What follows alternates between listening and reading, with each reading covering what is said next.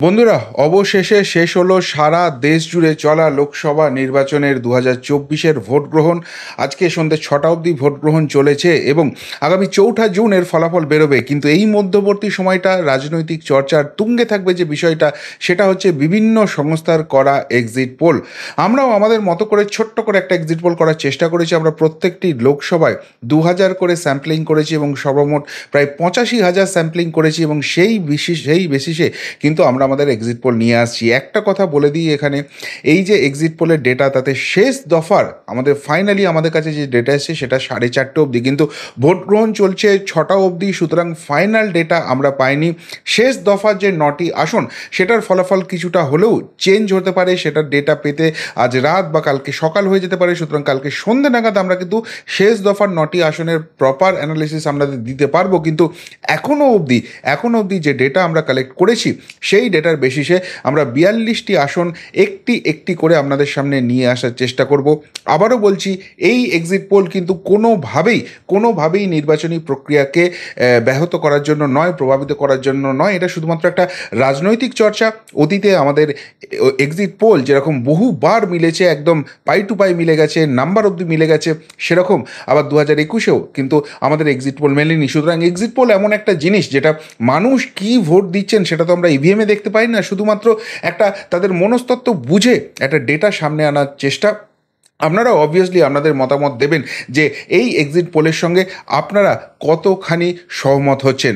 নমস্কার, প্রিয়বন্ধু মিডিয়ায় আপনাদের স্বাগত এবং আপনারা দেখছেন প্রিয়বন্ধু বাংলা, সত্যের সন্ধানে সর্বদা আমি শুদ্ধশীল।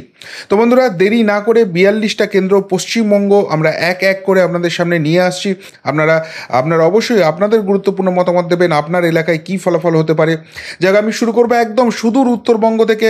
প্রথম আসন কুচবিহার, এবং কুচবিহারে আমাদের এক্সিট পোল বলছে এখানে কিন্তু জিততে পারে বিজেপি। কি হতে পারে ফলাফল?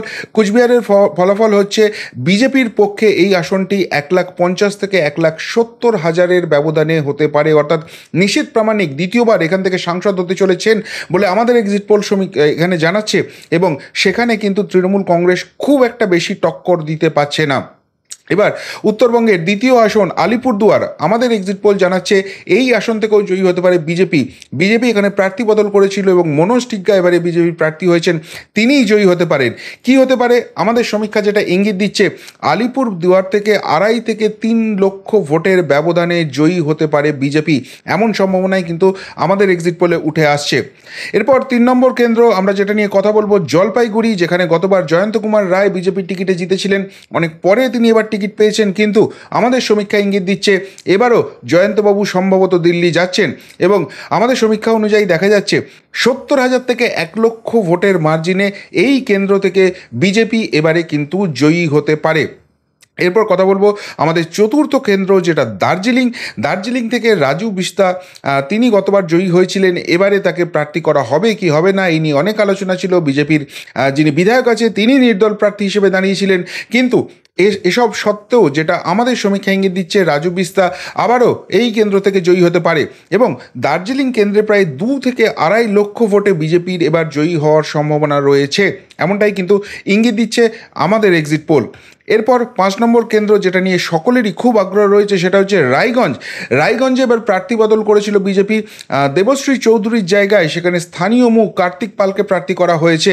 এবং আমাদের সমীক্ষা যা ইঙ্গিত, সেখানে কিন্তু একটা ত্রিমুখী লড়াই আমরা এখানে দেখতে পাচ্ছি। কংগ্রেসের আলী ইমরান রামস ভিক্টর, তিনি কিন্তু অনেকটা ভোট কাটতে চলেছেন এবং তার ফলে ধাক্কা খাবে তৃণমূল কংগ্রেস। রায়গঞ্জে এবারও পদ্ম ফোটার কিন্তু সম্ভাবনা রয়েছে। আমাদের সমীক্ষা অনুযায়ী রায়গঞ্জ কেন্দ্র থেকে বিজেপি প্রায় 50 থেকে 70,000 ভোটের মার্জিনে কিন্তু জয়ী হতে পারেন, এমন একটা সম্ভাবনা আমাদের এক্সিট পোল দিচ্ছে। এর পরের কেন্দ্র কথা বলবো বালুরঘাট, বিজেপির রাজ্য সভাপতি ডক্টর সুকান্ত মজুমদার গতবার এই কেন্দ্র থেকে জয়ী হন, এবারেও তাকে প্রার্থী করা হয়েছে। বালুরঘাটবাসী কী ভাবছে? আমাদের সমীক্ষায় ইঙ্গিত এবারও বালুরঘাটবাসী কিন্তু ডক্টর সুকান্ত মজুমদারের সঙ্গেই থাকতে চলেছেন। তা বালুরঘাটবাসীর আশীর্বাদে এবারও তিনি দিল্লি যাবেন খুব সম্ভবত। আমাদের সমীক্ষা অনুযায়ী এই কেন্দ্রে, বালুরঘাট কেন্দ্রে বিজেপি 1 লক্ষ থেকে 1,20,000 ভোটের ব্যবধানে জয়ী হতে পারেন। এর পরের কেন্দ্র কথা বলবো মালদা উত্তর, যেখানে যেখানে গতবার খগেন মুর্মু বিজেপির টিকিটে জিতেছিলেন, এবারেও কি হতে চলেছে? এবারেও যেটা দেখা যাচ্ছে, হাড্ডাহাড্ডি একটা লড়াইয়ের সম্ভাবনা থাকলেও শেষ পর্যন্ত এই কেন্দ্রে আবারও জয়ী হতে পারেন খগেন মুর্মু। এবং আমাদের সমীক্ষা অনুযায়ী এই কেন্দ্রের ফলাফল বিজেপির পক্ষে 60 থেকে 75,000 মার্জিনে হতে পারে। অর্থাৎ এই যে প্রথম 7টা কেন্দ্র রইল, 7টা কেন্দ্রই কিন্তু গতবারের মতো এবারেও বিজেপি জিততে চলেছে বলে আমাদের সমীক্ষা ইঙ্গিত দিচ্ছে। পরের কেন্দ্র মালদা দক্ষিণ, যেখানে গতবার অল্প ব্যবধানে কংগ্রেস প্রার্থীর কাছে হেরে গিয়েছিলেন শ্রীরূপা মিত্র চৌধুরী বিজেপির টিকিটে, তাকে আবারও প্রার্থী করেছে। এবার আমাদের সমীক্ষা ইঙ্গিত দিচ্ছে যে গতবার পরাজয়ের মুখোমুখি হতে হলেও এবারে খুব সম্ভবত শ্রীরূপা মিত্র চৌধুরী মালদা দক্ষিণ আসন থেকে জয়ী হতে চলেছেন এবং কংগ্রেসের সঙ্গে তার একটা কড়া টক্করের সম্ভাবনা রয়েছে।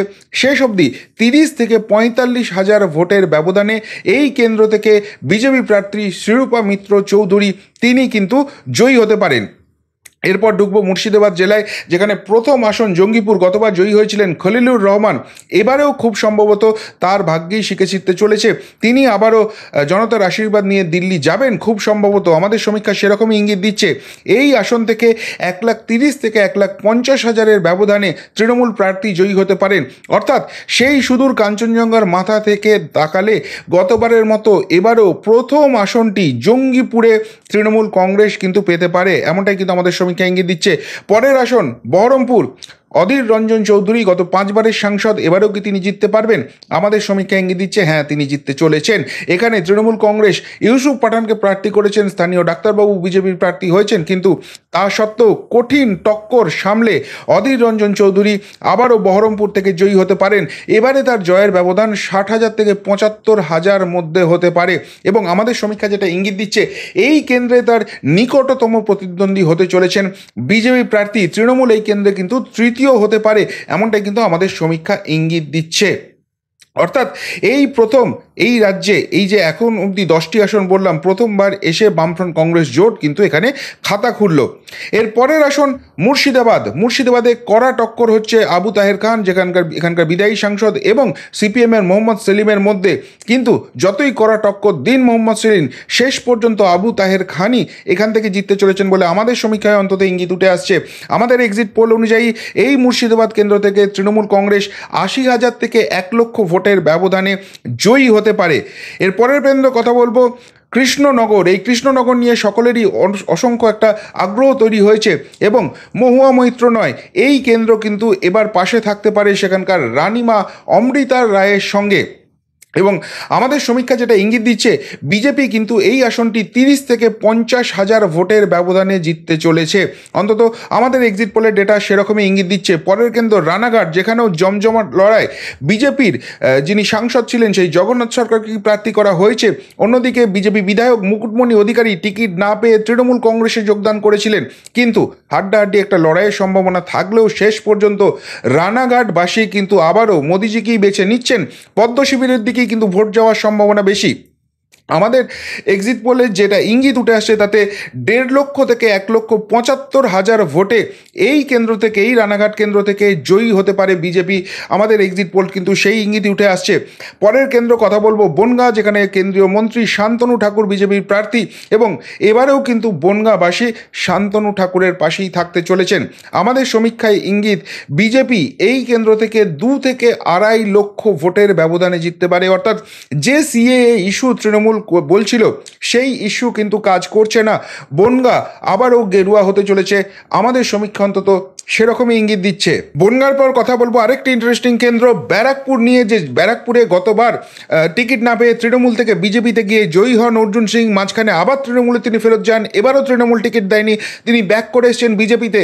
কিন্তু এত কিছুর পরেও অর্জুনগড় অক্ষত থাকছে, অর্থাৎ বিজেপির টিকিটে অর্জুন সিং পুনরায় এখান থেকে সাংসদ হিসেবে জয়ী হতে পারেন। আমাদের সমীক্ষায় সেরকমই ইঙ্গিত উঠে আসছে। আমাদের সমীক্ষা ইঙ্গিত দিচ্ছে প্রায় 30 থেকে 50,000 ভোটের ব্যবধানে ব্যারাকপুর কেন্দ্র থেকে জয়ী হতে পারেন বিজয়ী প্রার্থী অর্জুন সিং। এরপর কথা বলবো দমদম কেন্দ্র নিয়ে। দমদম কেন্দ্রে কিন্তু হাড্ডাহাড্ডি একটা ত্রিমুখী লড়াই দেখা যাচ্ছে, কিন্তু এখানে সুজনবাবু কার্যত বিজেপির ভোটটা কেটে সুবিধা করে দিতে চলেছেন। সৌগত রায়কে, এবং তার ফলে দমদম থেকে আরেকবার জয়ী হতে চলেছেন সৌগত রায় বলেই আমাদের সমীক্ষা ইঙ্গিত দিচ্ছে। আমাদের সমীক্ষা অনুযায়ী দমদম কেন্দ্র থেকে প্রায় 30 থেকে 50,000 ভোটের ব্যবধানে জয়ী হতে পারেন সৌগত রায়, সেই ইঙ্গিতই কিন্তু আমাদের সমীক্ষায় উঠে আসছে।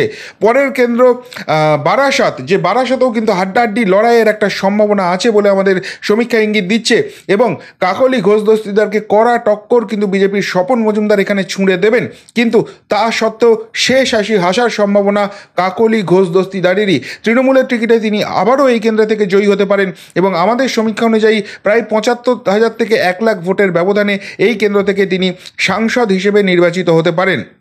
পরের কেন্দ্র বসিরহাট, যে কেন্দ্রের অন্তর্গত সন্দেশখালী, যা গোটা দেশকে নাড়িয়ে দিয়েছে, এবং সেখানে বিজেপির রেখা পাত্র কিন্তু কড়া চ্যালেঞ্জ ছুঁড়ছেন হাজি নুরুল ইসলাম, যিনি কিন্তু তৃণমূল কংগ্রেসের প্রার্থী, কিন্তু কড়া টক্কর দিলেও শেষ হাসি এই কেন্দ্রে তৃণমূলেরই করার সম্ভাবনা বেশি রয়েছে, কেননা অনেক জায়গাতেই কিন্তু ভোট করতে দেওয়া হয়নি, এবং তার ফলে এই কেন্দ্রে তৃণমূল কংগ্রেস 1,20,000 থেকে 1.5 লক্ষ ভোটে জিততে পারে বলে আমাদের সমীক্ষা ইঙ্গিত দিচ্ছে। পরের কেন্দ্র দক্ষিণ চব্বিশ পরগনায় ঢুকবো, জয়নগর, যেখানে প্রতিমা মণ্ডল তৃণমূল কংগ্রেসের টিকিটে বিদায়ী সাংসদ হিসেবে আবারও লড়ছেন, এবং আমাদের সমীক্ষা যেটা ইঙ্গিত রয়েছে প্রতিমা মণ্ডল আবারও জিততে চলেছেন এই কেন্দ্র থেকে। তবে বিজেপি এবারে কিন্তু কড়া টক্কর দেবে, তৃণমূল কংগ্রেস এই কেন্দ্র থেকে 75,000 থেকে 1 লক্ষ ভোটে জয়ী হতে পারে। পরের কেন্দ্র মথুরাপুর, যেখানে প্রার্থী বদল করেছে তৃণমূল কংগ্রেস, চৌধুরী মোহন জাটুয়ার জায়গায় বাপি হালদার এই কেন্দ্রে প্রার্থী হয়েছেন, এবং প্রথমবার প্রার্থী হয়েই তিনি খুব সম্ভবত বাজিমাত করতে চলেছেন, অন্তত আমাদের সমীক্ষায় সেরকমই ইঙ্গিত। তবে বিজেপি এখানে কড়া টক্কর দিতে পারে, তৃণমূল কংগ্রেস এই আসনটি 60,000 থেকে 75,000-এর ব্যবধানে জিততে পারে। তবে যা ইঙ্গিত আছে এটা কিন্তু বিজেপির দিকেও খুব অল্প মার্জিনে হলে যাওয়ার একটা সম্ভাবনা তৈরি হয়েছে। বিজেপি কিন্তু ভালো লড়াই দিচ্ছে, কাউন্টিং কেমন হবে তার উপরে নির্ভর করছে, কিন্তু তা সত্ত্বেও আপাতত যে ডেটা এসছে তার বেশিসে বলতে পারি মথুরাপুরে আবারও ঘাসফুল ফুটতে পারে। পরের কেন্দ্র ডায়মন্ড হারবার, যেখানে অভিষেক ব্যানার্জি তৃণমূল কংগ্রেসের সেনাপতি, তিনি লড়াই করছেন পরপর দুবারের সাংসদ, এবং আমাদের সমীক্ষার ইঙ্গিত অনুযায়ী তৃতীয়বারেও তিনি সাংসদ হচ্ছেন। এবং আমাদের সমীক্ষা যেটা ইঙ্গিত দিচ্ছে, তিনি যে 4 লক্ষ ভোটে জেতার দাবি করেছেন খুব সম্ভবত সেটা হচ্ছে না, 2 থেকে 2.5 লক্ষ ভোটের ব্যবধানে তিনি এই কেন্দ্র থেকে জয়ী হতে পারেন বলে আমাদের সমীক্ষায় ইঙ্গিত উঠে আসছে। পরের কেন্দ্র যাদবপুর, যেখানে হাড্ডাহাড্ডি ত্রিমুখী লড়াইয়ের একটা সম্ভাবনা তৈরি হয়েছে, এবং সেখানে তৃণমূলের সায়নী ঘোষকে কিন্তু কড়া চ্যালেঞ্জ ছুড়ে দেবেন বিজেপির ডক্টর অনির্বাণ গাঙ্গুলি, কিন্তু তা সত্ত্বেও তুল্যমূল্য লড়াইয়ে সামান্য ব্যবধানে হলেও এই কেন্দ্রে বাজিমাত করতে পারেন তৃণমূল কংগ্রেসের সায়নী ঘোষ, এবং এখানে কিন্তু তৃণমূল কংগ্রেস 50 থেকে 75,000-এর মধ্যে একটা ব্যবধানে জয়ী হতে পারে। যদিও আমরা পুরো ডেটা পাইনি, এখানে যদি বাকি ডেটা যেভাবে আসছিল সেখানে কিন্তু অনির্বাণ গাঙ্গুলিরও একটা চান্স রয়েছে, কিন্তু আমরা যে ডেটা পেয়েছি বিকেল 4:30 অবধি তার বেশি সে বলতে পারি এই কেন্দ্রে কিন্তু অ্যাডভান্টেজ তৃণমূল কংগ্রেস। এরপর তৃণমূল কংগ্রেসের গড় কলকাতা দক্ষিণ, সেখানে ঢুকবো, সেখানে মালা রায়, তিনি কিন্তু বিদায়ী সাংসদ ছিলেন, এবং খুব সম্ভবত এবারেও ত্রিমুখী হাড্ডাহাড্ডি লড়াই পেরিয়ে তিনি আবার জয়ী হতে চলেছেন। আমাদের সমীক্ষায় ইঙ্গিত প্রায় 1.5 লক্ষ থেকে 1,75,000 ভোটে মালা রায় এই কেন্দ্র থেকে জয়ী হতে পারেন। এর পরের কেন্দ্র কলকাতা উত্তর, যেটা নিয়েও প্রচণ্ড চর্চা চলছে, সুদীপ বন্দ্যোপাধ্যায় বনাম তাপস রায়, কিন্তু আমাদের সমীক্ষায় ইঙ্গিত দিচ্ছে তাপস রায় এখানে জিততে পারছেন না, এখানে গড় ধরে রাখছেন সুদীপ বন্দ্যোপাধ্যায়। যদিও আবারও বলছি এগুলো কিন্তু বিকেল 4:30 অবধি ডেটা, সুতরাং সেই ডেটা চেঞ্জ হতেই পারে, তবে সুদীপ ব্যানার্জি এবারে জিতলেও সেই লড়াইটা কিন্তু প্রচণ্ড হাড্ডাহাড্ডি হতে চলেছে। আমাদের সমীক্ষার ইঙ্গিত অনুযায়ী তৃণমূল কংগ্রেস এই কেন্দ্র থেকে 50,000 থেকে 75,000 ভোটের ব্যবধানে জয়ী হতে পারেন। পরের কেন্দ্র হাওড়া, যেখানকার বিদায়ী সাংসদ প্রসূন ব্যানার্জি, যাকে নিয়ে স্থানীয় স্তরে প্রচুর ক্ষোভ রয়েছে, কিন্তু তা সত্ত্বেও আবারও আরেকবার এখান থেকে জিততে চলেছেন প্রসূন ব্যানার্জি, আমাদের সমীক্ষায় সেরকমই ইঙ্গিত। এবং এবারে কিন্তু লড়াইটা তার রীতিমতো কঠিন থাকবে, তৃণমূল কংগ্রেস এই কেন্দ্র থেকে 75,000 থেকে 1 লক্ষ ভোটের ব্যবধানে জয়ী হতে পারে। পরের কেন্দ্র উলুবেড়িয়া, যে উলুবেড়িয়া কার্যত নিজেদের গড় বানিয়ে নিয়েছে তৃণমূল কংগ্রেস, এবং এবারেও তার অন্যতা হচ্ছে না, উলুবেড়িয়া কেন্দ্র থেকেও এবারে জয়ী হতে পারে তৃণমূল কংগ্রেসের সাজদা আহমেদ, এবং আমাদের সমীক্ষা ইঙ্গিত অনুযায়ী এই কেন্দ্র থেকে তৃণমূল কংগ্রেস 2 থেকে 2.5 লক্ষ ভোটে জিততে পারে এই আসনটি। পরের কেন্দ্র শ্রীরামপুর, কল্যাণ ব্যানার্জি তার গড়, তিনি এখান থেকে দীর্ঘদিনের সাংসদ, এবারে তাকে কড়া টক্কর দিতে তার প্রাক্তন জামাতা কবির শঙ্কর বসুকে প্রার্থী করেছিল বিজেপি, কিন্তু আমাদের সমীক্ষার ইঙ্গিত অনুযায়ী তা সত্ত্বেও খুব সম্ভবত কল্যাণ ব্যানার্জিকে আরেকবার জেতার হাত থেকে আটকানো যাচ্ছে না। এই কেন্দ্রতে শ্রীরামপুর কেন্দ্রে তৃণমূল কংগ্রেস ৮০,০০০ থেকে ১,০০,০০০ ভোটে জয়ী হতে পারে বলে আমাদের সমীক্ষায় ইঙ্গিত উঠে আসছে। পরের কেন্দ্র হুগলি, যেখানে লকেট চ্যাটার্জি বিজেপির বিদায়ী সাংসদ, তাকে চ্যালেঞ্জ করতে কিন্তু রচনা ব্যানার্জি অভিনেত্রী তাকে নিয়ে এসেছিল তৃণমূল কংগ্রেস।